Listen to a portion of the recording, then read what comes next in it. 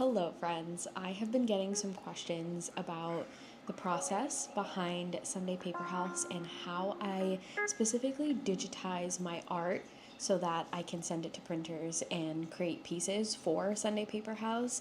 And so I thought that it would be kind of fun to go through it together.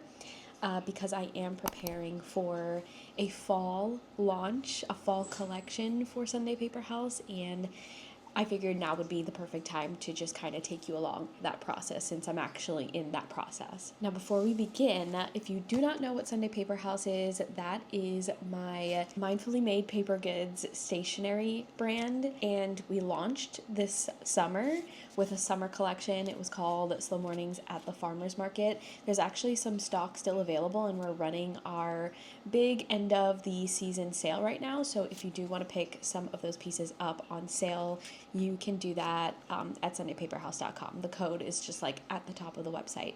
But like I said, I'm preparing for fall right now, and I'm so excited for that.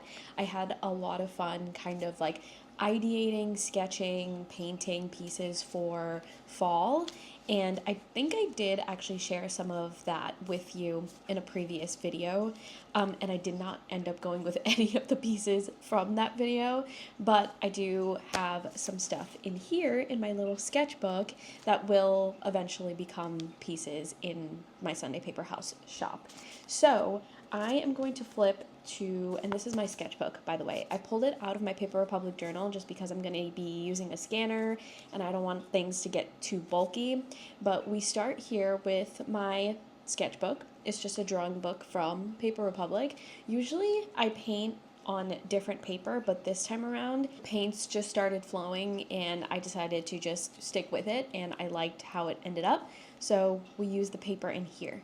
And so I'm just gonna flip to it. I'm not gonna, unfortunately I can't show you the final pieces that I ended up going with, but I will use an example of something that I painted that didn't make it to the collection for the purpose of today's video, so you can just see the process through that example without me spoiling what you're going to see in the actual collection.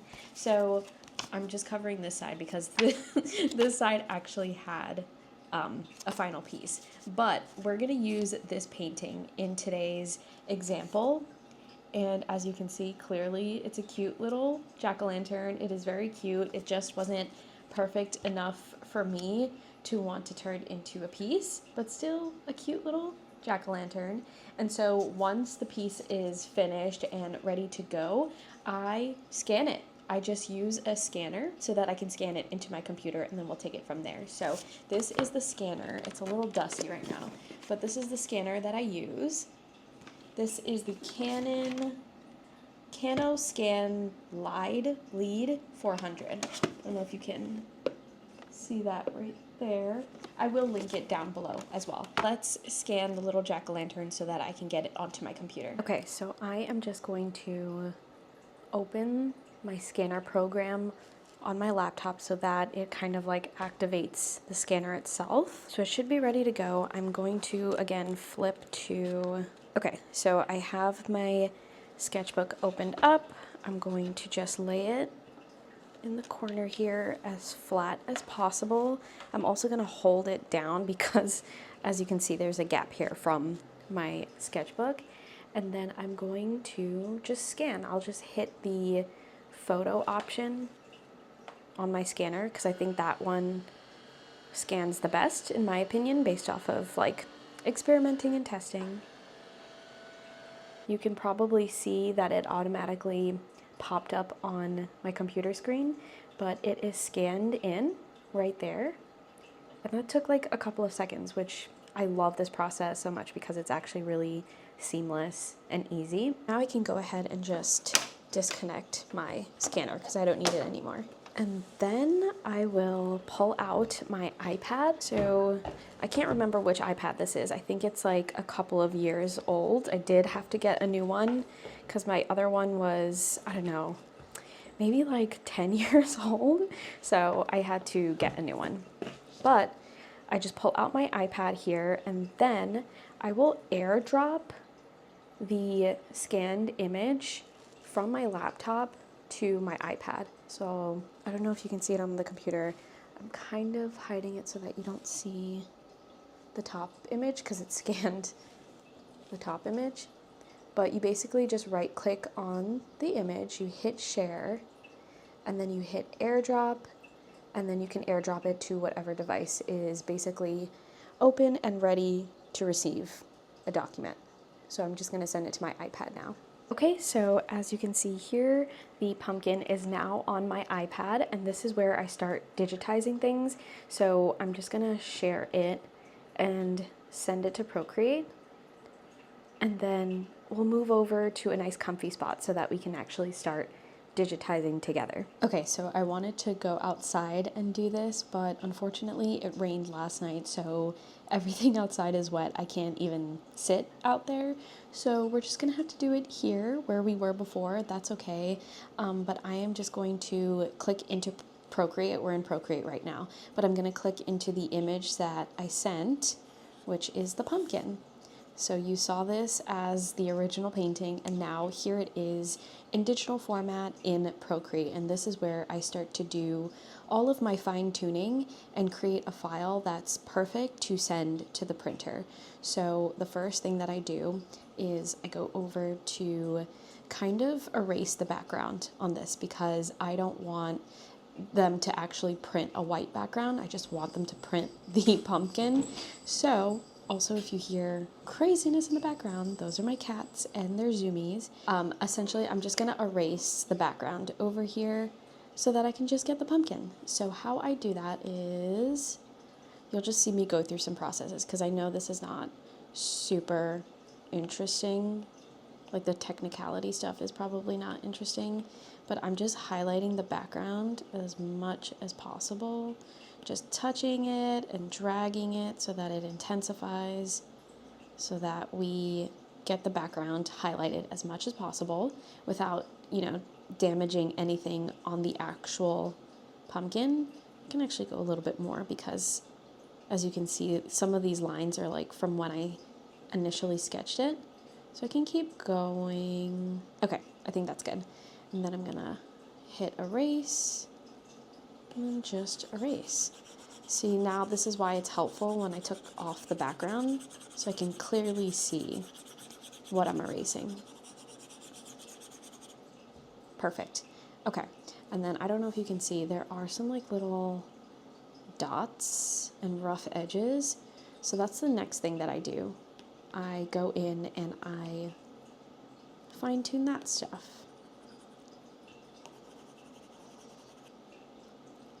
And sometimes I have to really zoom in and get super close. But this is like one of the tedious parts of digitizing, is getting the edges as clean as possible. And this is like really helpful when you do inevitably make mistakes when you're obviously painting or sketching by hand, because you can just go in and literally erase any of those imperfections, which I think is important when you are creating a product to sell. I don't think it's necessarily important when you're just doing things for the fun of it.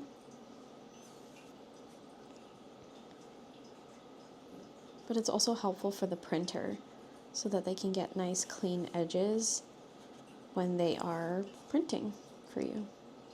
Okay, so that is what it looks like now after it has been all cleaned up.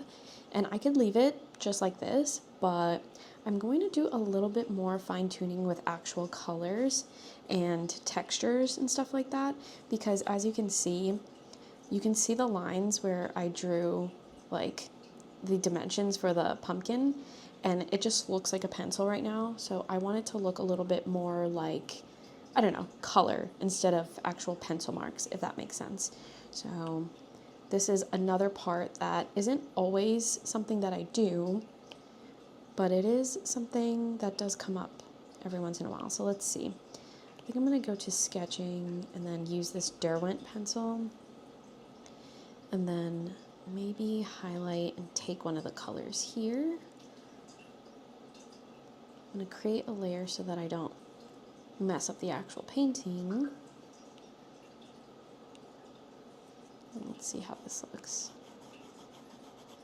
Make it a little bit bigger.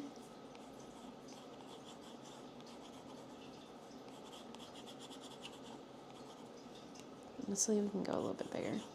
There we go. And as you can see, I'm kind of like painting over the painting, which is really nice. And again, an awesome and cool way for me to just make a piece that wasn't 100% perfect on paper into something a little bit more refined, a little bit more put together and ready to be sent to a printer. I like my art style to be a little bit fluid. It doesn't have to be perfect. So as you can see, I'm making like loose, messy lines, and I prefer it that way.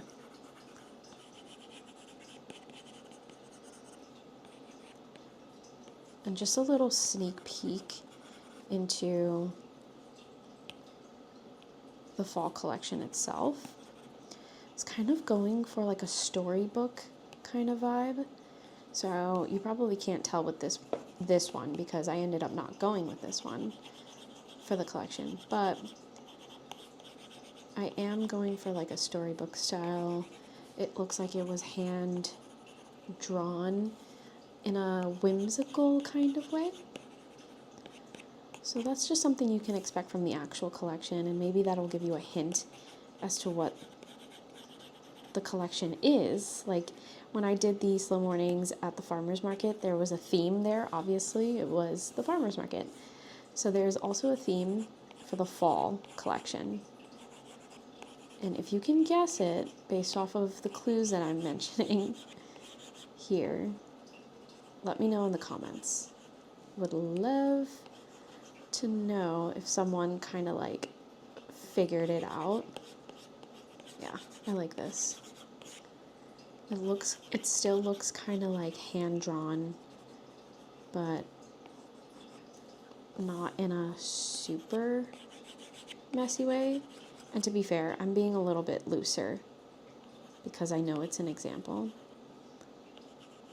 But it should still turn out looking pretty good once we finish. Okay, let's work on the stem a little bit. Just get those like edges in the same way I did the pumpkin itself. Oh, I just realized I did this. So you can see I made a mistake here. I drew over the nose, and this is why layers are really important, because now I can just erase that and it doesn't damage the actual painting underneath it. Perfect. Oh my gosh, I also, what happened there? That's crazy. Okay. So let's just leave it at that. This is what a full digitized piece looks like once I scan it into Procreate, do my little fine tuning and stuff like that. And I'm just gonna highlight and put the background back on so that you can see what this would potentially look like. Say we did a print.